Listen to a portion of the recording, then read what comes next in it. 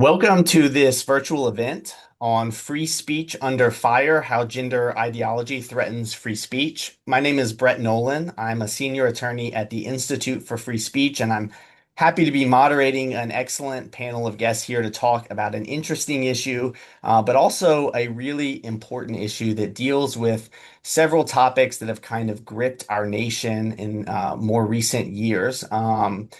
To get started, I'm going to give a short introduction of our guests, and then I'm going to turn to each of them to share some opening thoughts about our topic, which again is how recent trends in gender ideology and the trans movement are threatening free speech rights around the country. Our first guest is Glenna Goldis. Glenna is an attorney and gay rights activist in New York. She is the founder of the Gender Critical Law Society and the publisher of Bad Facts, a newsletter about the trans legal movement. We also have Kara Dansky. Kara is the former president and current member of the board of directors of Women's Declaration International USA. She's the author of two books on sex and gender and the creator of the Turf Report Substack. And then our last panelist is Del Kolde. Del is a colleague of mine here at the Institute for Free Speech. He's a senior attorney who litigates cases on behalf of individuals and organizations all over the country to protect and expand the right to political expression. So before we get to our guests, I'm going to set the stage a little bit. The topic, like I said, is how gender ideology threatens free speech rights. And I think that there are a lot of people who might be watching this and might be interested, um, uh, might be wondering if they're not involved in kind of these issues day to day, what exactly the gender ideology and trans movement have to do with free speech. People are maybe familiar with the Skrmetti case from the Supreme Court last year, where the court addressed this issue of states regulating surgeries and medical procedures on kids who suffer from gender dysphoria. And people are probably even more aware of all the controversy about trans athletes, where you have male swimmers or soccer players competing in women's sports because they self-identify as women. But a lot of people might not be familiar with and wondering, what does the First Amendment have to do with any of this? Why are we talking about free speech? And why would anyone think that gender ideology or the trans movement poses a threat to speech rights? I don't think that when you had the civil rights movement from the mid 20th century or the gay rights movement from the last 15 or 20 years, that people were talking about those social movements as a threat to our free speech rights. And so I want to start with that background and turn to you, Glenna, and I want to ask you to maybe give us some background on these issues about gender ideology, the trans movement, and how you see or how we should be thinking about this in terms of speech and the First Amendment. Thanks, Brett, for that introduction. Yeah, I think that people don't understand how important language is to the trans movement because we've all been taught that transgender identity is mostly about biology and science and medicine. So you mentioned the Skrmetti hearings. That was a big case about gender medicine for kids. And so we're told over and over again, this is a physical issue. And then the language stuff, like pronouns, that supposedly just trails along after the science and the medicine. So the doctor diagnoses you as having a female gender identity. Therefore, it's proper to call you she, her, and female. But it's actually just the opposite. There's no biological basis for transgender identity. The lawyers are not arguing for rights based on any physical attribute. What is central is language. The idea that you are what you say you are. That is what the ACLU and Lambda Legal fight for in court. So we're in the world of language, and then the hormones and the surgeries, just like clothing, are all just there to, quote, affirm that identity, which is really just words. So language is central. And I think I can bring that to life by using an example. So one type of transgender identity, according to the advocates, is non-binary. So non-binary in this scheme means neither male nor female. And so you can call yourself non-binary, and typically these people will prefer to be referred to as they, them as pronouns. So for that person, uh, a lot of times they don't medicalize in any way. This is all about how people refer to them. And so if you have somebody who is, say, a woman with short hair, like myself, who thinks of herself as non-binary and not being female, then she wants everyone to call her they them because that's what keeps the identity alive. Because everyone's going to forget that she's not female if they're just looking. If you're looking at me, I have short hair, but I'm a woman. You can hear it. You're not going to like get confused and suddenly people know. So the way the identity is kind of fueled and it makes people comfortable, whatever, however you want to put it, is by having everyone use the proper terminology. And if you don't have people calling the woman they, them, then they forget and it kind of all falls apart. So and it's the same thing for cross-sex identity as well. But there you have some added attributes of hormones going on. But from a legal perspective, from the perspective of the advocates who want certain rights, it's all the same. It's fundamentally about language, whether it's non-binary or cross-sex. So that importance is why we see such intense efforts to regulate speech all around America by these activists, some of whom get into power and have government positions. So to make that concrete, the places where this becomes a First Amendment issue are public schools, uh, any public body where you have people giving testimony to the government, so whether it's a state legislature or a school board, and then you can also see it in government workplaces. So these are like the big ones where the issue arises and it's a First Amendment question. And the types of speech that cause these controversies, I put them into three big buckets. So one, as I've been saying, is pronouns. You have, for example, kids being told you have to use the pronoun of your classmates that they want you to use. Number two would be discussions of sex, sexual orientation, or so-called gender identity. So if somebody is just in a classroom or in their office saying, I believe there are two sexes and they're immutable, then that is sometimes censored. And so it's just a discussion of the topic. And we've also seen somebody get in trouble for saying that sexual orientation is about sex, not gender. So Kara and I know somebody who's a lesbian who said, I'm attracted to the female sex, not to a female gender, like just like a man in a dress. And that caused big problems for her. So the third bucket of speech that we're talking about is protests related to gender identity rules. So especially in the sports context, and I know you guys are very familiar with this, you have all across America, you have these girls' sports teams where males are being placed on them because the male identify as female. People want to protest against that because of the unfair advantage. And then public school administrators clamp down on them and say, you're not allowed to say that. You're not allowed to talk about it. So that's another form of censorship and sometimes compelled speech. Thank you, Glenna. I'm going to turn to Kara now. When Glenna's talking about, censorship from the government and compelled speech and what that kind of looks like in different contexts. And I know that you have some experience dealing with free speech issues with related to this topic, some really close and personal experience. So I'm going to ask you if you can share a little bit about what that experience was uh, and how that sort of has maybe shaped some of your views on these issues. Sure. Thank you so much. Glenna mentioned that one context in which this arises is government employment, and that certainly applies to me. So I need to say at the outset that I am not by any means a First Amendment expert, but I do have a personal experience that is very pertinent to this topic. I also need to say at the outset that Glenna and I do not hold back when it comes to using language to describe sex and so-called gender identity. I think that quote unquote transgender exists only insofar as people use the word to describe themselves. It's otherwise not grounded in material reality. I know that all human beings are either female or male, and saying this out loud has gotten me into a bit of trouble. So I graduated from law school in 1999 and spent nearly 20 years in the field of criminal law and criminal justice reform. I've been a public defender, the executive director of a criminal justice center at a prestigious law school, and senior counsel at the ACLU Center for Justice. I had a brief stint at the Department of Homeland Security's Office for Civil Rights and Civil Liberties, and another brief stint at the New York Mayor's Office of Criminal Justice. My career would come crashing down in 2019 because of public statements I had made about so-called gender identity, or if you prefer, trans. In 2015, two things happened that are relevant to this discussion.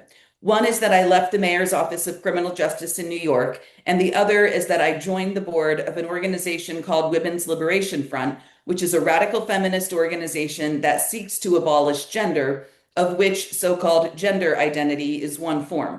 I joined the board of that organization in 2016 and stayed until 2020. Between 2015 and 2018, my life basically went along parallel tracks.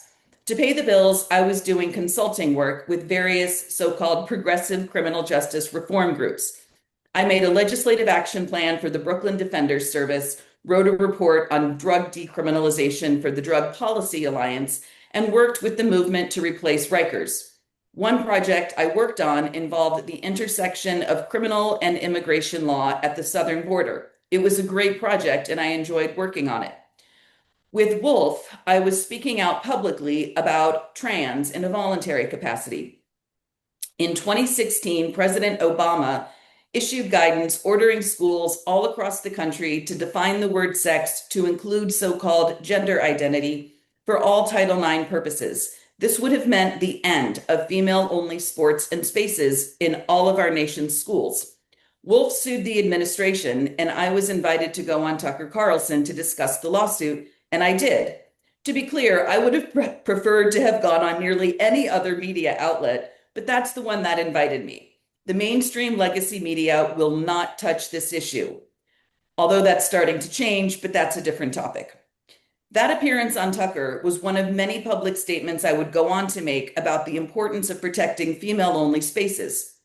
Shortly after going on Tucker to discuss the importance of female-only sports and spaces, my contractor on the border project called me up and told me that she had to take me off the project. The reason that she gave is that the ACLU of Texas had told her that my presence on the project was toxic because I was a TERF, which originally stood for Trans Exclusionary Radical Feminist, and we can talk about that more if you'd like.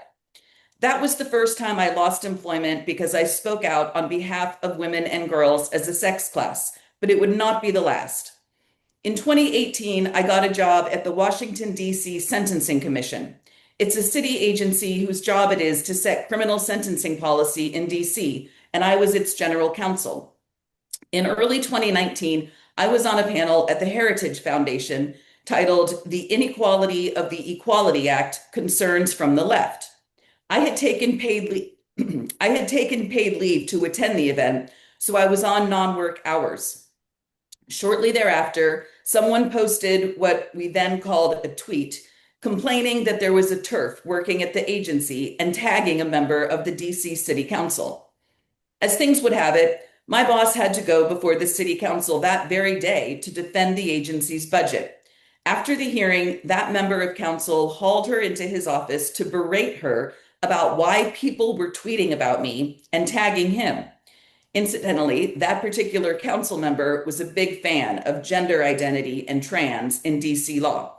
My boss had no idea what was going on or what to do. She asked me for a meeting and demanded that I stop talking about this issue publicly. She wasn't a lawyer, but a government administrator. And as her general counsel, I felt compelled to inform her that her demand that I stop speaking publicly probably violated my First Amendment rights because it was a public agency. Over the next several months, several more incidents occurred. People basically kept emailing her to complain about a TERF working at the agency. Every time someone would email her, she would have to share the message with me and we would have to discuss it. This became a complete distraction for her and for me. It distracted us both from the actual work of the agency. And keep in mind, this was a criminal justice agency that had nothing to do with sex or so-called gender identity. I don't think my boss ever particularly wanted to fire me. She just wanted me to shut up about women's rights. She consulted with the chair of the commission, who's a judge. He confirmed that the commission could not constitutionally fire me for statements about an unrelated topic that I had made on my own time during non-work hours. I received a very carefully worded letter notifying me that yes, I have a First Amendment right to make such statements, but that I should be sure to do it only on my own time.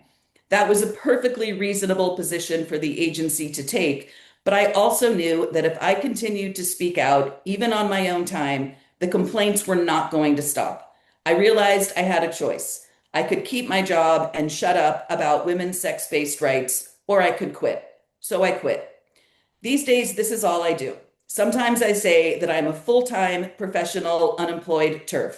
I don't make much money doing it, but I'm proud of the work. Thank you. Thank you, Kara. I think that that's there are a lot of things in there that I think we might want to come back to later here. I'm going to go to Dell, and I want to ask you, about your own experience as a free speech lawyer. You're someone who actually litigates these cases on behalf of people like Kara, who have run into the government's censorship efforts. So, could you talk about what that looks like from your perspective and share maybe any broader insight that you have into why this is such an important battleground?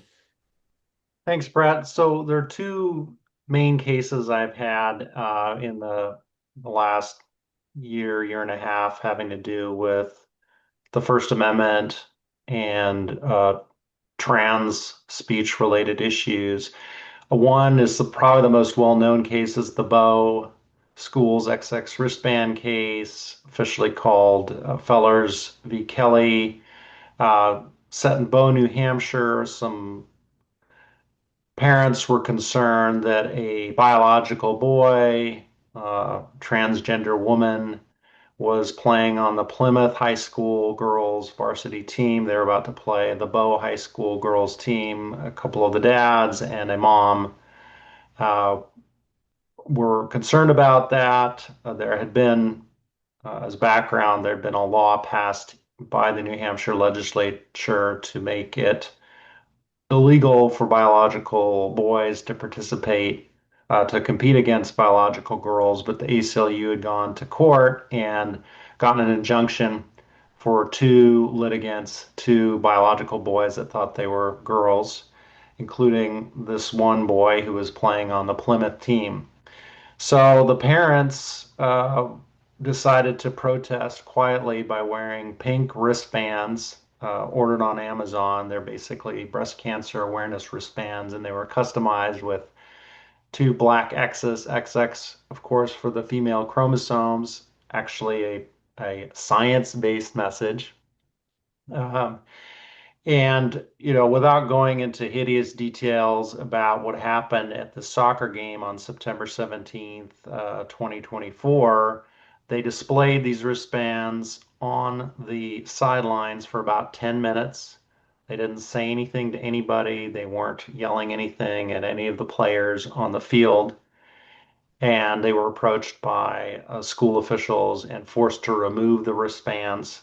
The school had been tipped off by a progressive parent, had a armed police officer there. Actually, was in body armor. It feels particularly incongruous because Bow, New Hampshire is an incredibly safe community. But the school was there in force. They had police backup.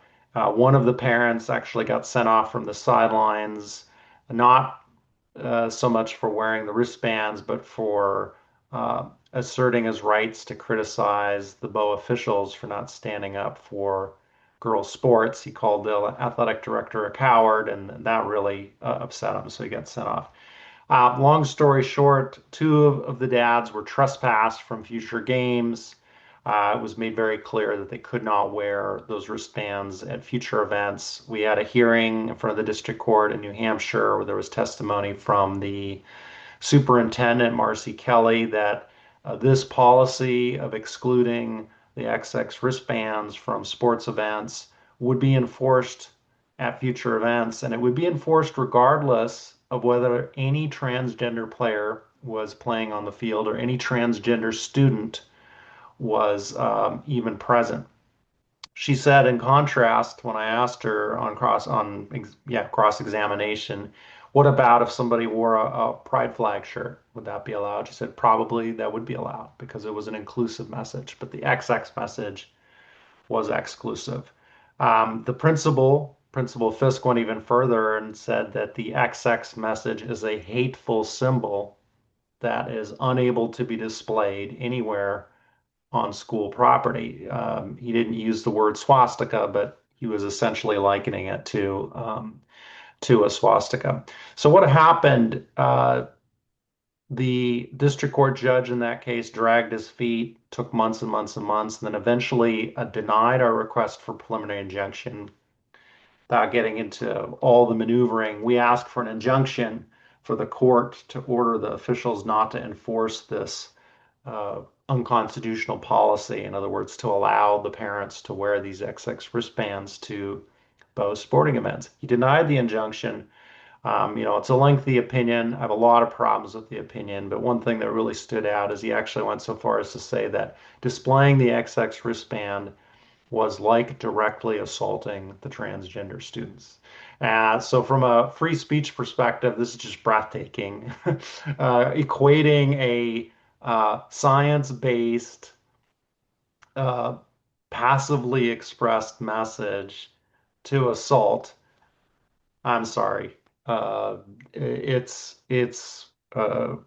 inflammatory, hyperbolic. It is uh, unmoored from criminal law or constitutional law. I spent several years in a prior life as a county prosecutor. I prosecuted plenty of assault cases. None ever involved somebody passively displaying a socio-political message. So that's one case that we have going on. Of course, we appealed. Appeal is now pending in front of the First Circuit U.S. Court of Appeals in Boston. I will say not the best court for free speech issues, particularly in the school setting. They have the somewhat notorious LM decision involving student speech in the classroom or the school hallway. But this case is even more concerning because it involves the government censoring adult speech, non-student adult speech, in a limited public forum in a setting that's open basically to all comers. Um, to my pleasant surprise, the panel that we argued in front of on November 5th, just a few weeks ago, seemed troubled by the district court's ruling. They seem to be trying to find uh, criteria or rules for where they might be able to draw the line. I don't want to get overconfident. I don't want to jinx it, but I am cautiously optimistic that we will get some kind of a positive result, perhaps narrower than we would like. Um, and if not, then we'll certainly be pursuing further appeals in the case. The other case is Gays Against Groomers versus Garcia. I represent two individuals, two organizations in Colorado. A gay man who's a member of Gays Against Groomers, and a straight woman who is a power lifter and a advocate for women's sex-based rights. They were trying to testify in front of the Colorado legislature about a then pending bill called Tiara's Law. Tiara's Law was basically designed to facilitate name changes by transgender individuals in Colorado, and particularly to remove impediments for individuals that had criminal histories. So they named this bill after Tiara. Tiara is a former sex worker who had a criminal history related to that sex work from another state. His real name was Dwayne. I forget his last name. I think he had a couple different names, AKAs, may have been related to his criminal history. But he preferred the name Tiara, and that was also his stage name that he used for his burlesque shows and his drag shows, some of which included minor individuals. So my clients wanted to testify in front of the Judiciary Committee and the Senate Committee and express their concerns about why this was not a good idea. Rich Guggenheim's views were particular. This is setting back the gay rights movement by essentially facilitating access to minors in a way that was not good. Uh, the straight female speaker, Christina Goki, she just wanted to be able to say what a woman is. Again, I won't go into all the details. They were both not allowed to finish their speeches. Rich chose not to give his first speech. In the second speech in front of the Senate, he was repeatedly interrupted and not given his full time. With regard to Christina Goki, the Colorado legislature went even further. The part of her testimony that had originally been part of the publicly available audio, including her getting interrupted, was simply removed from the record memory hole. And so there's just a kind of a blank gap um, in the recording. So after sitting on it for a while, the district court in Colorado ruled against us and said that legislative immunity applied. And then also our claims were moot. We appealed that to the 10th Circuit Court of Appeals in Denver. Again, the oral argument went well. The court seemed to see this as a case where the legislative immunity might not apply. Again, I don't want to jinx it. We don't have an opinion yet, but I'm also cautiously optimistic that we will get some kind of a ruling that is more positive than the one we had below. I think this illustrates some of what Glenna was talking about earlier also in the sense that the control of language is very important to the transgender movement, and controlling language serves a kind of a legitimating function or legitimizing function to the gender ideology or the transgender ideology, depending on what terminology you want to use to describe it. I'll give you an example. Rich Guggenheim, in his speech before the Senate Judiciary Committee in Denver, talked about his views as a homosexual man, and he attempted to share historical facts about the gay liberation movement from Stonewall in 1969 by discussing two individuals, Malcolm Michaels Jr. and Tony Rivera. They're two long deceased black gay male sex workers and drag queens, who Rich believes were often falsely referred to as transgender women named Marsha P. Johnson and Sylvia Rivera. Those were their stage names. In Rich's view, and many others hold this view, they are both biological men, gay men who had a stage persona that was about performing in drag. But to many in the transgender movement, these are in fact transgender individuals in their views that were wrongly perceived as gay men. So even mentioning that these are gay men as opposed to, or positing that they're gay men who perform in drag versus being transgender women, that couldn't be said out loud. And claiming these individuals, these historical figures, was, served an important legitimating function. So to protect the feelings of two people who were deceased and weren't there, Rich had his speech censored. And I think it illustrates both what Glenna and Cora talked about the importance of language. It's that important that we have to protect the feelings of people who are dead. All right, I think that's Since enough for now. yes, you're it's probably a good time to see if either of you, any of you all have, some things you'd like to ask each other or follow up on what someone has said. Jump in. If not, I've got some questions I'd like to ask you, but I want to sort of give you all the floor to respond to each other if you have something to say. I'll just add on to that story about Sylvia Rivera and Marsha P. Johnson that the reason why they're so defensive of that story and intolerant of additional context is because they're trying to create the sense that transgender is a coherent and distinct category of human. And when the truth is that people wear opposite sex clothing for all sorts of reasons. And one very common one is like you're gay and either you like to wear gender nonconforming clothes or you're performing in drag. This is very common and people know this, but they're trying to construct a category where there isn't one, honestly. We have these little girls who want to be boys because they like soccer. We have adult men who dress up as women for certain personal reasons that used to remain private. And they're not all the same people, but the movement needs to try to create the sense with language that they are. I would just add to that another reason they need Marsha P. Johnson and Sylvia Rivera to be quote unquote transgender women is because the idea that trans women of color started the gay rights movement at Stonewall is absolutely important to them. And it relates to a phenomenon that I referred to as transwashing in one of my books, which is you will see organizations like GLAAD, PFLAG, GLISTEN, all these organizations that started out as gay rights organizations today will say, oh, we started in 1975 to advance the rights of LGBTQ plus people. That is absolutely critical to their narrative when really these were gay rights organizations that have essentially now sold out lesbians and gay men. I don't know if Glenna would agree with that, but yeah.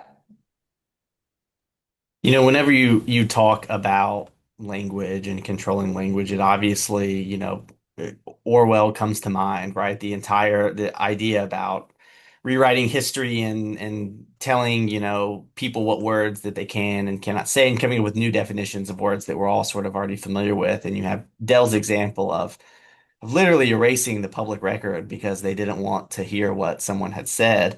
On that kind of that point, I'm gonna go to Glenna here and ask her first, and Dell and Carrie, you can weigh in afterwards. I want to ask her about sort of the idea of harassment, and Dell has this case where the court acted like wearing a wristband was an assault, and before I hear from you, Glenn, I'll just say that I think that there probably is a little bit of a popular sentiment in some ways that people are comfortable with the idea that the government can prohibit harassment, the government in the school context can prohibit bullying.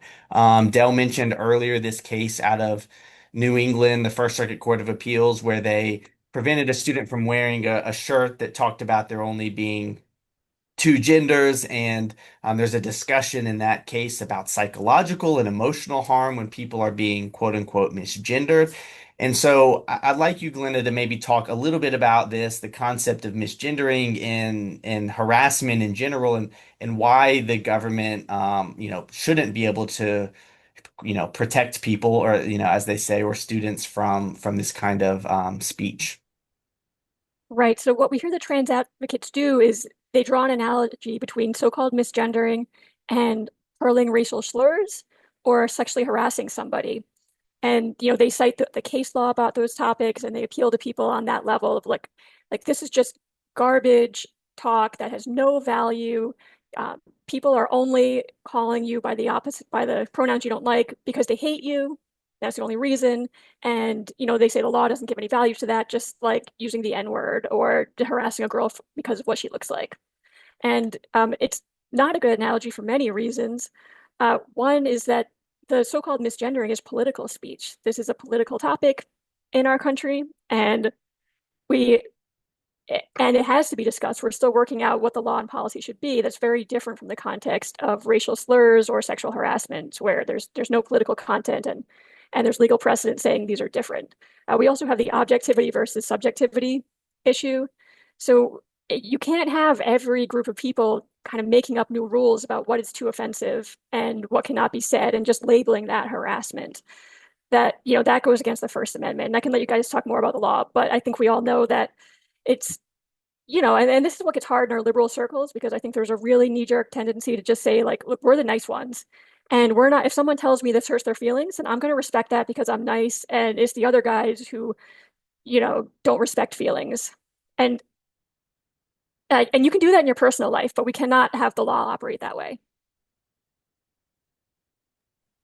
Kara, I don't know if you have any thoughts on this, but I do think that as someone sort of who has experienced not just the sort of legal aspect of it, you weren't fired from your job, you chose to quit because of this kind of constant pressure.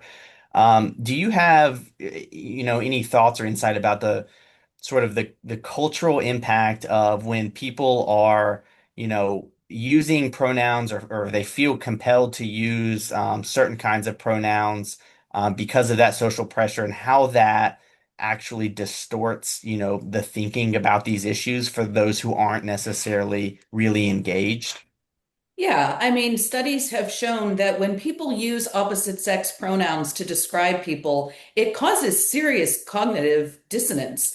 There's something called the Stroop effect, which it has nothing to do with this, but talks about how if you are looking at the word red, but the word appears green, that causes cognitive dissonance in our own minds. And the same is true if you read an article, say in the New York Times, about a swimmer named Will Thomas, and it repeatedly refers to him using she, her pronouns. That causes cognitive dissonance in our minds, even though we all know that he's a man. Um, yeah, so it's really very troubling, and I guess this is slightly unrelated to the technical First Amendment issues, but I just do want to share that when women speak out about this stuff, we are very frequently met with actual literal violence. So I have been at rallies to speak out about women's sex-based rights, and groups of people, mostly men, but plenty of women, will literally attack us with physical violence. So to be told that using a correct sex pronoun constitutes actual violence or a form of assault is just really insulting to those of us who have been on the receiving end of violence by people who don't think women should talk about this stuff. This is a A, question I have to both Cara and Glenna. To what extent is the trans rights movement a men's rights movement? I mean, my answer is that I don't know to what extent, but it's a combination of a men's rights movement and a complete denial of material reality. Yeah, if you're going to be cynical about it, the men have things to gain and the women don't. I know that's a condescending to the women who think that they're getting value out of identifying as non-binary or male, but like they're not. But certain guys getting into the women's changing rooms, they are. I think all of you all, at least I know Glenn and Dell, specifically Dell, talking about some of his cases, and Glenna, in your opening, you sort of talked about these three like buckets of issues, and one of them has to do with schools. And a lot of the examples that you see involve kids, involve schools. And I think it's really obvious that the gender ideology movement has really used schools as a tool to kind of push a lot of their views and introduce these ideas into younger generations through the curriculum, through, maybe even just displaying signs and flags and just doing different things to support this. On the one hand, for those who are against this kind of ideological movement, there's a real visceral reaction to you're indoctrinating kids, but schools often teach, concepts that are moral and ideological. People don't have the same reaction if a school were to tell kids that, slavery is bad or racism is bad, and schools tell kids that recycling is good or that you shouldn't do drugs. Um, so I want to ask, and I can open this up to sort of any of you all that want to take this on, but how should we think about, that why this issue is really different compared to other issues, and the way in which it affects our kids and our the way schools kind of are pushing this ideological message on kids.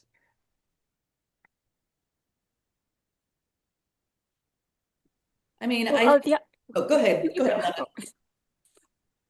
Well, I mean, at a certain point, you just have to draw a line and say this is false, and that's why it's bad. But I also think that the nature of it, we're talking about free speech, and this is a subject where kids are not allowed to debate it. So the other thing is, I was kind of a contrarian when I was a kid, and I would argue with like anything the teacher said. Uh, I accidentally wound up arguing the Holocaust didn't exist when I was like 9 because I just thought they were indoctrinating us because it sounded too crazy to be true.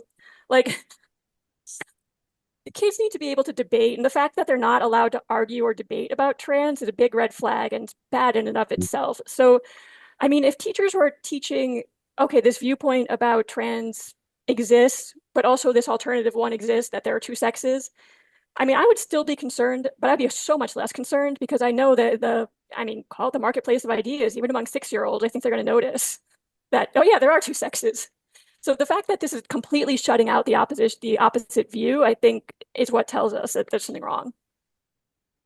Definitely. And I would also argue my main approach to this comes from the standpoint of feminism because I care about women and girls as a sex class. but I also care about material reality. And by teaching kids that there aren't two sexes, the sex binary is absolutely foundational to so much of our society. And if we lose that, we're literally losing our hold on material reality. I also just wanted to mention really briefly on the idea of slurs and misgendering and harassment. Probably you all and most of your audience are not a big fan of hate speech laws. We're not supposed to have the very concept of hate speech in the United States, and it's terrifying to see what's happening in other countries. But setting that aside, I am not a fan of men who use misogynistic slurs to describe me. I don't like that. But if a man wants to use a misogynistic slur against me, I can just choose not to like him and I can avoid him. I don't think he should be locked up for it. But when we're dealing with the material reality of sex, we're dealing with something else entirely, which is truth. And we cannot make a statement about truth. Certainly we can't make it a criminal offense, but I don't think we should be making it a punishable offense under any circumstances. Yeah, I agree with a lot of what Cara and Glenna said. Also, in particular, about the importance of truth and being able to uh, debate ideas about something as fundamental as identity and sex. I think, Brett, to get back to your question about why is the trans movement focusing on schools, I think it's because kids are uniquely vulnerable to being parasitized with the trans ideology. They have super plastic brains in terms of learning. They're primed to learn. They're also very confused. They're going through puberty and trying to figure out who they are and what they like and who they're going to be in the future. And there's a lot of confusion. And I think the trans movement, unfortunately, takes advantage of that. Um, I know my client Rich Guggenheim, who's a Gays Against Groomers member. He's of the view that a lot of these kids that come to identify as trans or gay kids that are confused and are preyed on by the trans movement essentially and convinced that they're transgender. What I understand coming out of the studies out of Europe is that you know kids, if they're just left alone, it's a phase, and the vast majority of them will snap out of it. And unfortunately, in the United States, there's been a very aggressive approach in a lot of areas where they start with the social transition, and then that often leads to the medical transition, and that obviously can be irreversible and cause some lasting damage. So. Just some additional comments, Brett, but I think that that's one of the reasons why they want to get them young. Get them when they're vulnerable. Um, so one of the things I'm sorry, I can't remember if it was Glenn or Kara that said it, but I wrote it down was that one of the differences between, talking about slavery or something, I think this was Glenna maybe, is that um with this issue, what you're seeing happen is that you are not allowed to debate it.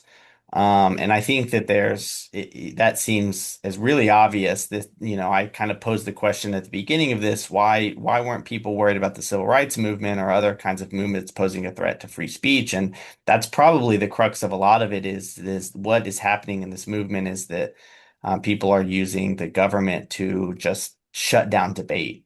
But I'd like, I guess, to just push on this issue about things like misgendering and harassment, bullying in schools, and just see if you could talk maybe a little bit more about how we should think about the idea that in a school setting, students are using biological pronouns when that really upsets a 12-year-old. Because that 12-year-old has been, told that their gender identity is important and that this is violence against them.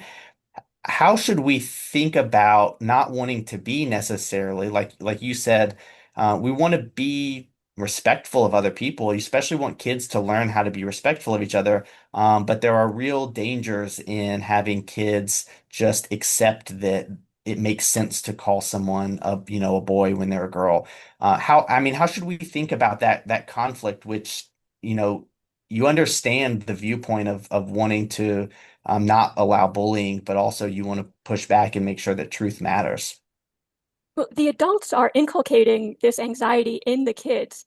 When we were in school, nobody was breaking down in tears because they were referred to by their sex pronouns. That did not exist.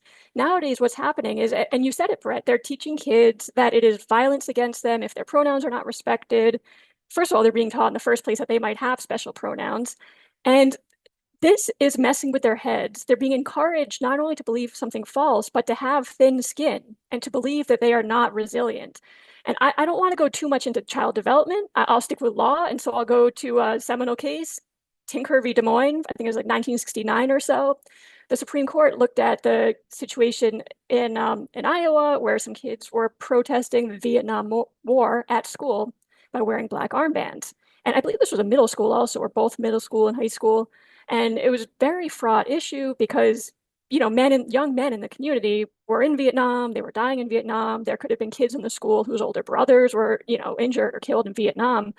And so they were justifiably very emotional about this subject. The Supreme Court still declared that no, this has to be allowed because we shouldn't be protecting kids' feelings to the extent that we're shutting down debates. It's good for kids to be exposed to that. And, at a certain point, it's just a choice that we make as a country that we want to be the sort of place where people are not so thin-skinned and they learn from a young age how to debate. And we've seen that in case after case, as you guys know, in front of the Supreme Court. Yeah, I mean, I would just add, I think it's really important to understand that there is nothing kind or compassionate about lying to a child and making or allowing a child to believe that he or she actually is the opposite sex. The much kinder thing is to help that child accept him or herself just as he is, or she. So Um, oh, go ahead, Del. yeah, I was just gonna just to dovetail with what's been said. I think one of my observations as a free speech litigator is a lot of the seminal cases that we rely on uh, in the area of viewpoint discrimination kind of rely on the concept that you can't censor speech because it promotes a minority viewpoint, an outlier viewpoint. Often it's even talked about as being an offensive viewpoint, whether you're talking about Tinker or Cohen v. California, or the more recent cases like Brunetti and Tam, and which are more patentability cases, but they essentially stand for the proposition that you cannot enshrine the majoritarian view by saying this speech that is offensive to the majority can be censored. That is viewpoint discrimination because having an offensive valence to your speech is a viewpoint, and a viewpoint that is uh, subject to almost absolute protection under the First Amendment. I think what's interesting about trans speech issues is that the views promoted by the trans movement are generally not majoritarian views. And, we can pick low-hanging fruit. An easy one is trans inclusion in sports or allowing biological males to compete against females because they happen to believe uh, that they're girls. That's an extremely unpopular idea, and it's unpopular across many demographics, including Democratic Party voters. Um, and there are other issues like controlling people's speech and allowing biological men into women's spaces and the like that are extremely unpopular.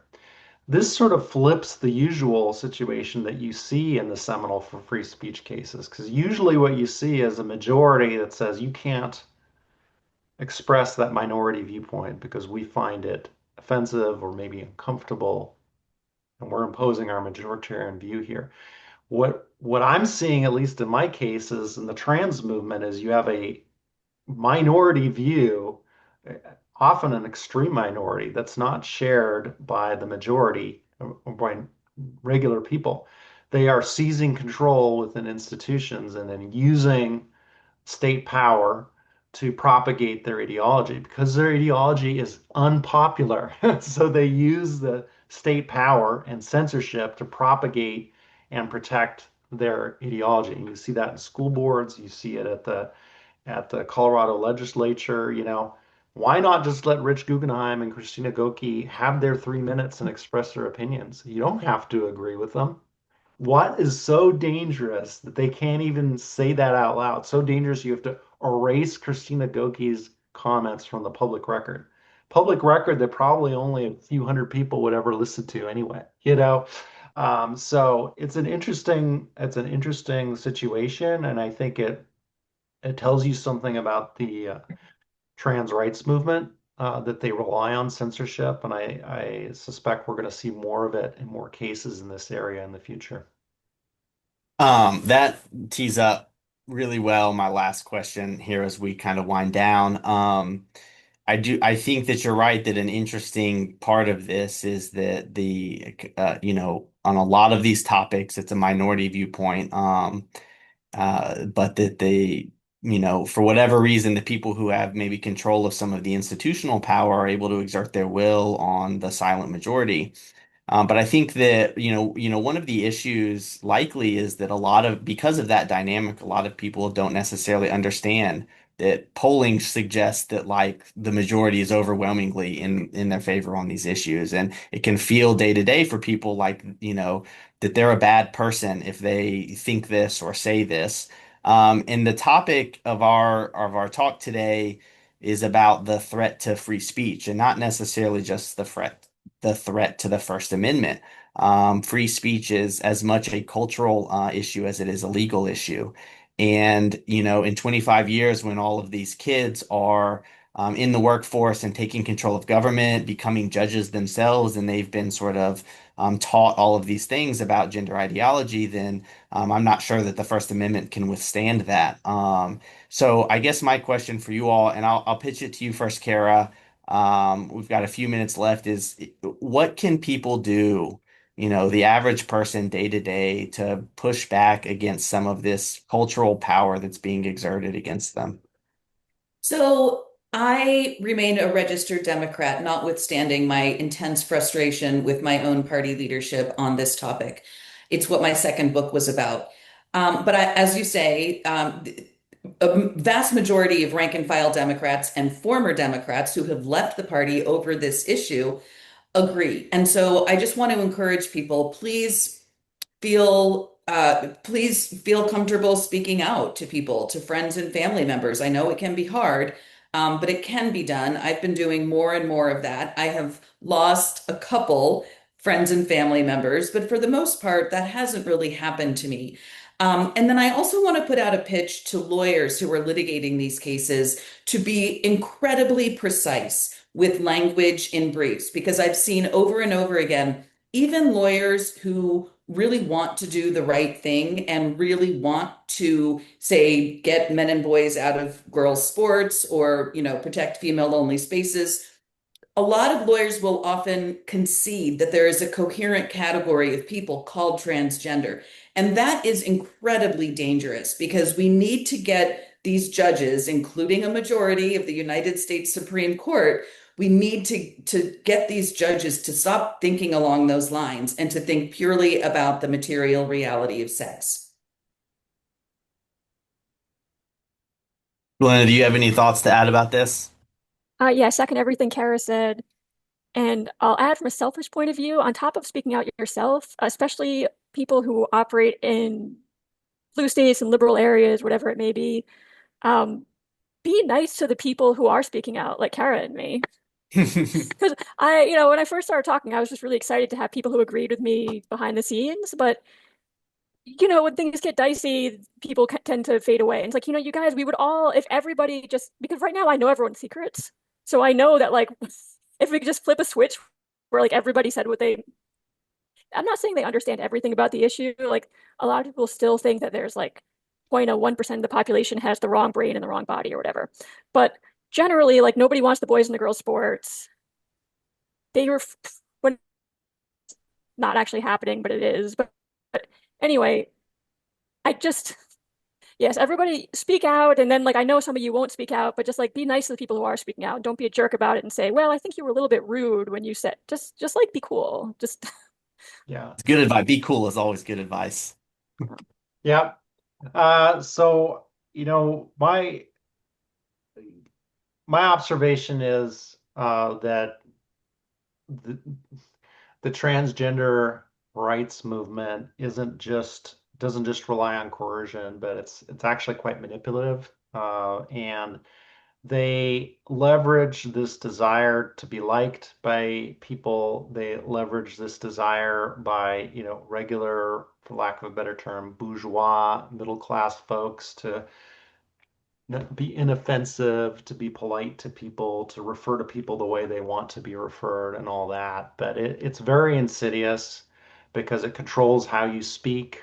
It requires you to say things that are untrue, which I think, lying is itself a problem, but it's also a matter of self-respect for yourself. So I would say some very concrete things that you could do is decline to use people's preferred pronouns. Um, some people would just try to work around the issue and avoid the topic and not use the language. But I think you're already kind of giving in partly to the ideology and the coercion and the manipulation by doing that. So I would say use accurate pronouns, use accurate terminology, particularly in court briefs. And if you're in an organization, luckily we don't have anything like this at IFS, but there's a lot of pressure on people to include their pronouns in their bios. There may not be explicit policies to that effect, but there may be examples, leaders in the organization doing it. And so decline to do that. If you're asked to do that, decline to do that, because they're asking you to make an ideological, political statement, and probably one you personally disagree with. Before we wrap up, Brett, I thought maybe it would be great to hear from the experts, Glenna and Cara, just describe what misgendering and dead naming is, because I find that we're so used to this terminology. Like, if a normal person, is not well versed with the topic, watches this video or listens to the podcast, what what does this even mean? Glenna, do you want to take that? I'm going to have to jump off in a few minutes. okay, sure. I'm stuck with misgendering. Okay, in the gender ideology, everybody has a gender, whether you say you do or not. Everyone has a gender, which means, and gender is like synonymous with pronouns because pronouns are so important. So if the idea is that if somebody uses pronouns for you that you don't like, that are different from your gender, then that is misgendering. And that is like a cardinal sin. So if you refer to a non-binary person as she, that's misgendering. It's very bad. And dead naming is so people oftentimes, maybe typically, change their names when they decide to we'll call it transition, when they take on a trans identity. And so whatever name they used before that is then referred to as their dead name, and it is verboten. You're not supposed to use people's dead name. You're supposed to pretend that they've always been whatever their new name is. I think that, we should our free speech alarms should always be going off whenever the government is trying to tell us what kinds of words we should use and not use. This has been a great talk. I want to just thank you all on behalf of myself and the Institute for Free Speech for joining us. And hopefully we'll do some more of these events in the future. That was great. Thank you guys so much for hosting this. Sounds Thank good. you. Thank you. Thank I you. enjoyed it.